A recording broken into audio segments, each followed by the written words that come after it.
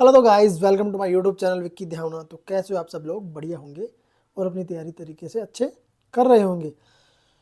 तो गाइस, आज हम बात करने वाले हैं अपना मेडिकल के बारे में। ठीक है, आपकी बहुत क्यूरी रहती है, मतलब आपके बहुत सारे क्वेश्चन रहते हैं कि हम मेडिकल में हमारी ये दिक्कत है, हमारे आँख में दिक्कत है, हमारे कान में दिक्कत है, हमारे मतलब टीथ में प्रॉब्लम है और हमारे ये प्रॉब्लम है। तो भैया हमें क्या करना चाहिए, मतलब इनका क्या सॉल्यूशन हो सकता है, तो उन सभी के बारे में बात करेंगे। और सबसे इम्पोर्टेंट बात तो जो मैं बताने वाला हूँ, तो वीडियो को एंड तक ज़रूर देखना, ठीक है, जिसके बारे में हम बात करने वाले हैं।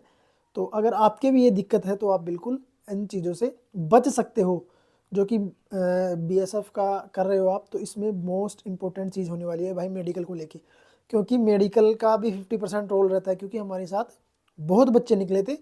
या फिर आप जिस भी फील्ड में जाओगे, जैसे वो आपका एसएससी हो या कोई रेलवे हो या फिर जीडी का हो, किसी में भी हो, मेडिकल चेकअप इसी तरीके से होता है। तो सभी तरह जाता है, अगर कोई डिफेंस में जा रहे हो तो देखिए, आज हम बात करेंगे मुझे री मेडिकल क्यों मिला था। ठीक है, मुझे किस चीज़ में री मेडिकल मिला था, तो उसकी बात करते हैं भाई।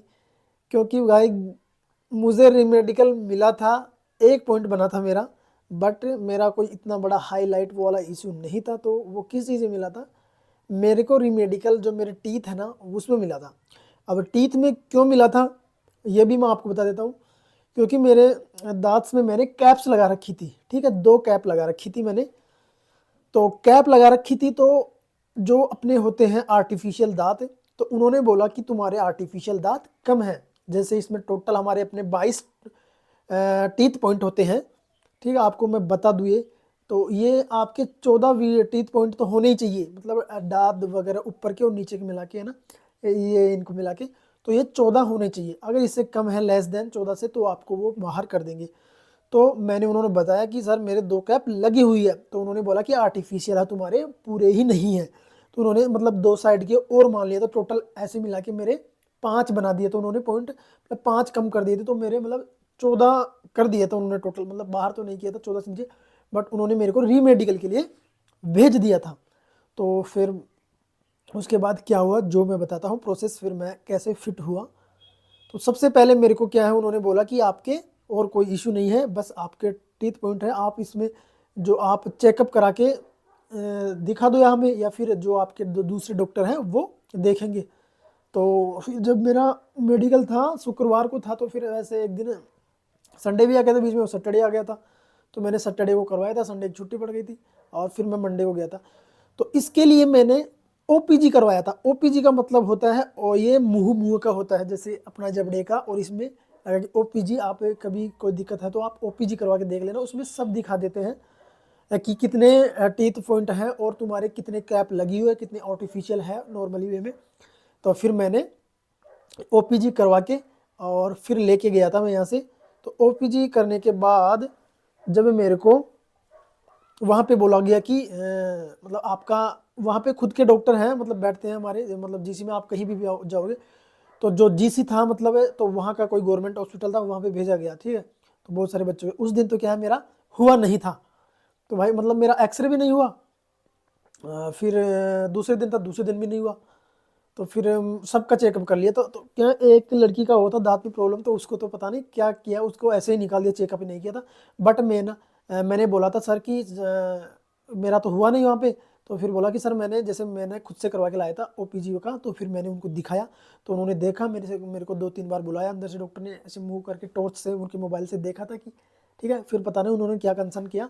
फिर मैं तो सोच रहा था कि यार, जब मेरे साथ में लड़की थी तो उसका भी चेकअप नहीं किया, उसका एक्सरे नहीं हुआ यहाँ पे गवर्नमेंट में, तो पता नहीं यार, अपने को भी डिसक्वालीफाई कर देंगे। बट उन्होंने फिर मैं फाइनली जो मैंने डाल रखा था, मैं फाइनली फिट हो गया।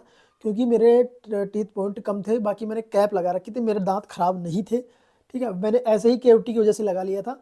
तो इतना बड़ा इशू नहीं था मैंने बता दिया था जो चीज़ें थी कि फिर उन्होंने मेरे को ये भी बोला था कि भाई तेरे को सजेशन किसने किया कि ओपीजी करवाओ। ठीक है, तो फिर मैंने बोला कि सर, जैसे मैंने वहाँ पे जैसे मैंने नस का इलाज करवाया था, जहाँ पे मैंने जो कैप लगवाई थी, उन्होंने बोला कि आप इनको ओपीजी करवा के ले जाओ, कि आपकी कोई ऐसी दिक्कत नहीं है। क्योंकि मैंने डॉक्टर से भी कंसर्न किया था कि सर मेरे को ऐसे ऐसे रीमेडिकल दे दिया है, और आप मतलब बोल रहे हैं कि टीथ पॉइंट नहीं है। उन्होंने बोला कि आप ओपीजी करवा के ले जाओ, इसमें सब कुछ दिख जाता है कि इतने पॉइंट है कि नहीं है। तो आप बाहर नहीं होंगे भाई। तो उन्होंने मेरे को, डॉक्टर ने बहुत सजेस्ट किया था, मतलब आप डॉक्टर से कोई अगर आपकी कोई दिक्कत आना तो भाई कंसल्ट ज़रूर कर लेना, आपकी आँख में या फिर किसी में प्रॉब्लम हो। तो फिर मेरे को फाइनली फिट कर दिया था उन्होंने, मतलब ऐसे ऐसे ये प्रोसेस रहा था मेरा। तो किसी की दिक्कत है, शायद 2-3 कमेंट आए भी थी कि सर मेरे टीथ पॉइंट है, मेरे को निकाल देंगे क्या, मेरे कम है कि नस वस का दांत खराब है। तो ऐसा नहीं है भाई, 14 होने चाहिए आपके यार, 14 कम से कम, आपके 5-6 दांत नहीं है ना कम से कम, तब जाके आपको वो डिसक्वालीफाई कर सकते हैं। वो भी बड़ा मेजर नहीं है, आपके 14 पॉइंट तो मिल जाते हैं मिलना के, तो इतना बड़ा पॉइंट नहीं बनता है। और एक कमेंट था कि जैसे मतलब कि सर मेरे यहाँ पे नाम खुदा रखा है मैंने, मेरी अंगुली टेढ़ी है थोड़ी सी, मेरे मार्क का निशान है, मेरे थोड़ा पैर में मतलब ऐसे घूमता नहीं है, टेढ़ा है। तो भाई इनका पॉइंट नहीं बनता है ज़्यादा, वो आपको ज़्यादा से ज़्यादा अगर कर देते हैं मेडिकल, पहली बात तो देते नहीं है, अगर दे भी देते हैं तो वो मेजर इशू नहीं होता है। लेकिन भाई मेडिकल जाने से बचना ही, ज़्यादातर हो क्लियर हो जाओगे। ज़्यादा इंपॉर्टेंट हो, देखो उनका क्या रहता है, एक तो आँख का, आँख में तो भाई बहुत सीरियसली रहता है, 6/5 और 6/9 और 6/6 चाहिए। तो इसमें तो वो रिबेट नहीं करते, क्योंकि हमारे साथ भी भाई बहुत सारे निकले थे, मतलब इनकी आँखों में बहुत दिक्कत थी।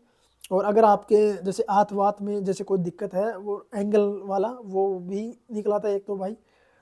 और अगर आपके कोई ऑपरेशन वगैरह हो रखा है पुराना, तो उसको वो 6 महीने पुराना होना चाहिए भाई, लेटेस्ट नहीं होना चाहिए। और उनको अगर होना भी चाहिए तो उनको दिखना नहीं चाहिए, उनको पता लग गया तो फिर रीमेडिकल का पॉइंट भाई बना ही देते हैं वो। बाकी ऐसा कोई इशू नहीं है। बाकी पाइल्स वाइल्स की वजह से भी निकले थे हमारे भाई, पाइल्स वाइल्स हो तो ठीक करवा लेना, अभी तो टाइम है। पाइल्स में बहुत निकले थे हमारे, मतलब देखा था मैंने 2-3 बंदों को। और था एक एक के शायद बैक में पता नहीं कुछ निशान वगैरह थे पूरे पीठ पे, तो उसकी वजह से भी निकल गया था, तो इस वजह से निकला था। और आँखों, हाँ और तो कोई नहीं। एक भाई के मतलब क्या बोलते हैं उसको, नीचे का क्या बोलते हैं यार, कौन सा ऑपरेशन होता है, हर्निया, हाँ हर्निया का बगल साइड में उसने ऑपरेशन कर रखा था, बट वो 1-2 साल पुराना था। तो वो डॉक्यूमेंट्स सबमिट करा दिया था, फिर भी पता नहीं उसको बाहर कर दिए थे कि तुम्हारा ये तो अभी का है वर्जन, पुराना नहीं है। बाकी पता नहीं वो डॉक्यूमेंट सही से सबमिट करवाए थे या नहीं करवाए थे, तो इस वजह से।